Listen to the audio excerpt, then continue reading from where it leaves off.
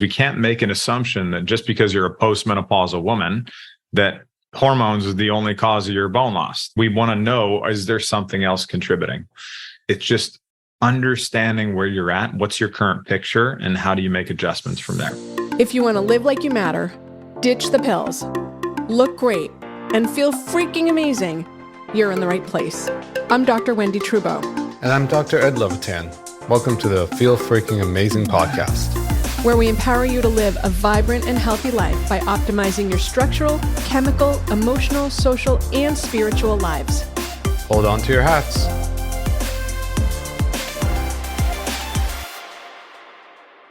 Hello, and welcome to this episode of the Feel Freaking Amazing 5 Journeys podcast. I'm Wendy Trudeau. Ed's with me today.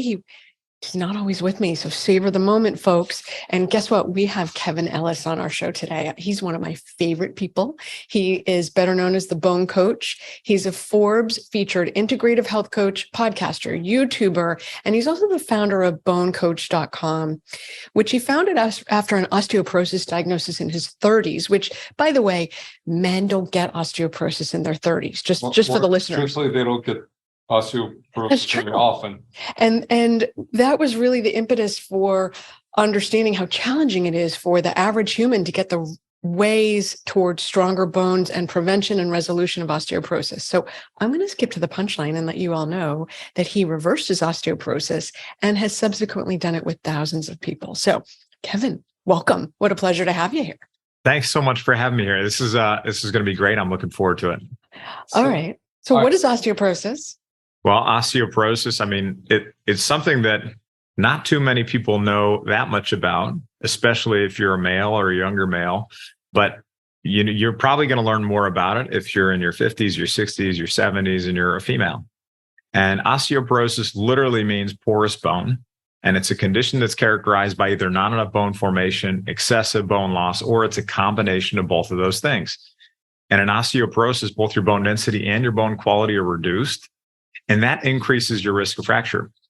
And that is, as people age, I think that's one of the biggest concerns most people have as they're aging is they may have seen like their mother or their grandmother or some kind of progression, or they had a fracture and that significantly altered the course of their life from there forward. So preventing fractures, understanding your bone density, where it's at, and maybe some proactive and preventative things you could do now is just really, really important. Well, let's make sure, just for our listeners, what is osteopenia then? Osteoporosis is porous bones. What's osteopenia? Osteopenia is like a precursor to osteoporosis. It would also be called low bone mass, is what I would prefer to call it. But like you might get a diagnosis from a physician of osteopenia. The way that is going to be determined is through what's called a bone density scan. So somebody goes and gets this scan. And you may have to request this scan because it's probably not going to be done until you're 65 unless you request it. But it's a very low levels of radiation. You lay it on the machine. It does a scan. It tells you your bone mineral density, which is the actual mineral content of your bone. And then it generates a score. And a score of +1 or -1 is considered normal and healthy. -1 to -2.5 is considered osteopenia, which is a precursor to osteoporosis. -2.5 and lower, -2.6, -2.7, so on and so forth, that's considered osteoporosis. And the greater that negative number becomes, the more severe the osteoporosis. And I always encourage people, get a baseline earlier, right? Get a baseline earlier in life, see where you're at, because it could be that you also didn't build up enough bone in your younger years. You may not have reached peak bone mass. So I don't know about you, but I usually recommend women do it at least 50 years old. That's generally my... I'm like, are you female? Do you breathe? Do you have any risk for bone loss? Let's do a bone density. Yeah. At least at 50, I like the bone. Yeah, but even if it's not, like, I think it would be good just for general, even men or women, 30s or 40s, to get a baseline, understand where you're at. So that way, later on in life, it's not necessarily just this surprise, right? That, oh my gosh, osteoporosis, it must mean that I'm losing bone right now. Like something is right now contributing to that. That's not always the case, right? Because when you get a bone density scan, it's a snapshot in time. this is your bone density right now. What it's not telling you is it's usually not telling you your bone quality, which is the structural integrity, the microarchitecture, how that bone is organized. Those two things combined, they create bone strength. So a lot of times people only have part of the picture. There is an add-on software that you can get called TBS, Trabecular Bone Score, that can help fill in that quality part of the picture. There's also technology called REMS, a newer technology called REMS, that is radio frequency echographic multispectrometry technology. And that looks at it's like an ultrasound technology. It looks at your bone density, your bone quality, and gives you a 5-year major risk for osteoporotic fracture, like a fragility score, basically. There are those tools to look at your bone quality. Is that in addition to? Yeah. How do you order that? Is that something we can order? There are only certain clinics in the country right now. So Europe, it's already more widely adopted. The REMS technology is already more widely adopted in Europe, not surprising. And it's been a slower adoption here in the US. But there are some clinics out there that have this newer technology. And then in terms of the TBS, trabecular bone score, you just have to ask ahead of time, call the facility ahead of time. Hey, do you have this add-on software to DEXA called TBS? If they say yes, then you just want to confirm with the technician when you get there that facility actually has it and that they're going to do that with your scan. But the other thing that a bone density scan is not telling you if you're still actively losing bone right now, present day. So that is where bone turnover markers come in. And that is where you can look at the activity level of cells that are breaking down and building up your bones. So one of them, the most sensitive marker for bone resorption is just another word for bone breakdown, is the CTX, serum CTX. It's a blood test, the CT low peptide test. And that test looks at the activity level of cells that are breaking down your bone. And if that activity level is elevated or even really high, that can be an indicator of active bone loss and a root cause issue that needs to be addressed. So I order NT-low peptide in the urine. Yep. You do urine or blood? Do both usually. Yeah. So there's the blood NTX also, right? But then urine would be the preferred for the NTX too. So, and NTX, if you do the NTX, getting it as the first catch of the day, it would be the best in terms of the urine, first thing in the morning. And you're getting these labs fasted too, because especially with the bone turnover markers, they can be influenced by diet, by time of day, things like that. So what is the difference between the CTX and the NTX? NTX, they're both bone resorption markers. So they're looking at the activity level of cells that are breaking down bone. The biggest differences between the two are that NTX is still, it's just, you're doing it in a different form, right? So CTX is one, NTX is the other. I would say the preferred forms of the CTX would be the blood.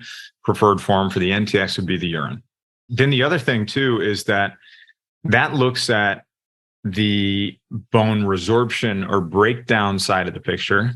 But what it's not looking at is the other side of the picture, which is formation. So if you're looking at one side, you want to look at the other side. So the most sensitive marker for bone formation is P1NP, procollagen type 1 N-terminal propeptide. Sometimes it shows up a little bit differently, like depending on which labs you're looking at, but that's the other part of the picture. It's a blood test. And that test it's directly looking at the activity of the osteoblasts, the cells that are building your bone. I love that I'm assuming this is a standard LabCorp Quest lab that you don't have to see a functional medicine doctor to say to your doctor, could you please order these tests on me? This does not necessarily, of course you should see a functional medicine doctor, but you don't need to for this. So there are a couple for bone formation, right? So P1NP, procollagen type 1 N-terminal propeptide, that's a mouthful, by the way. That's the most sensitive marker for bone formation. That's directly reflecting the activity of the osteoblasts, the cells that build bone. There's another one called osteocalcin, which a lot more people are familiar with osteocalcin. This is a protein that's produced by the osteoblasts that's important for activating bone mineralization and binding calcium to the bone matrix. So osteocalcin is also another one that we can look at in the blood. But then there's also bone-specific alkaline phosphatase. So when you go get a comprehensive metabolic panel, the CMP, and in that you have your alkaline phosphatase, there are different fractions within that. So there's, you can tell if that is elevated, what the elevation is coming from. You can explore that further.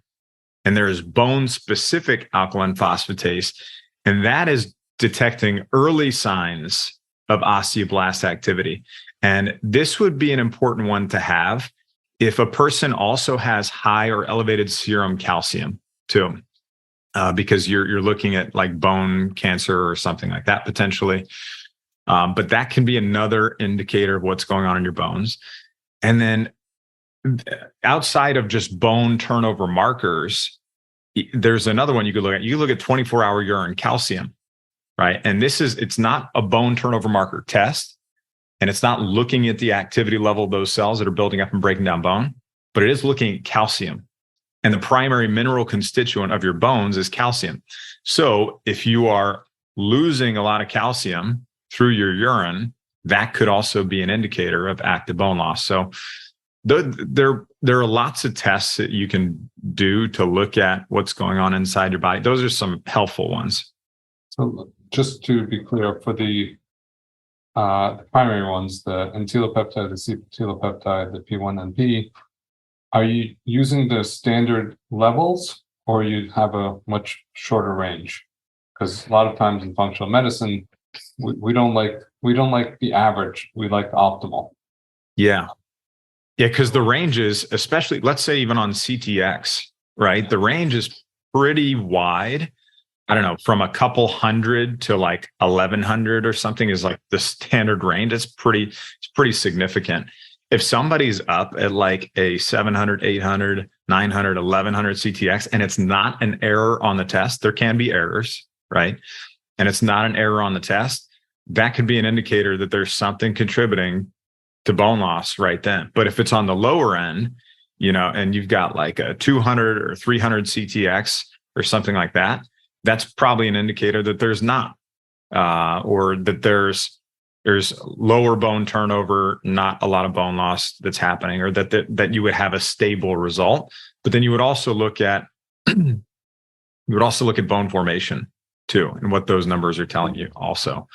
But that's a very general example. When you look at everybody's picture, there is some nuance there too, which would be really hard to kind of get into just in this discussion. Of course. What are some top things that you're recommending people engage in to reverse and slow the decline? One of the first ones is I wouldn't even focus on reversal, right? A lot of times that, like when people come to me, that's what they say. I want to reverse osteoporosis, or I want to reverse osteopenia. And I'm like, it's great to have the goal, but we need to focus on, you're not going to see results in your bone density scan for a year, year and a half, 2 years.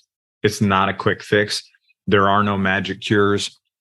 It takes time to do these things. So we have to look at leading indicators and start doing the things in your life to get you moving in the right direction. So the biggest kind of areas that we need to affect are figuring out if you have any kind of root causes that are still contributing to bone loss. So getting to the root cause, working with functional medicine practitioners, naturopathic doctors, your medical team also, and knowing how to have those conversations, knowing what your lab results mean when they get back, knowing how to spot those patterns. That is so important to all of this, because if you are still losing, you can't start going up and improving if you're still going down and losing.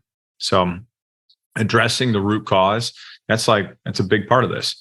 And usually what we can't do is we can't make an assumption that just because you're a postmenopausal woman, that hormones is the only cause of your bone loss. That we want to know, is there something else contributing?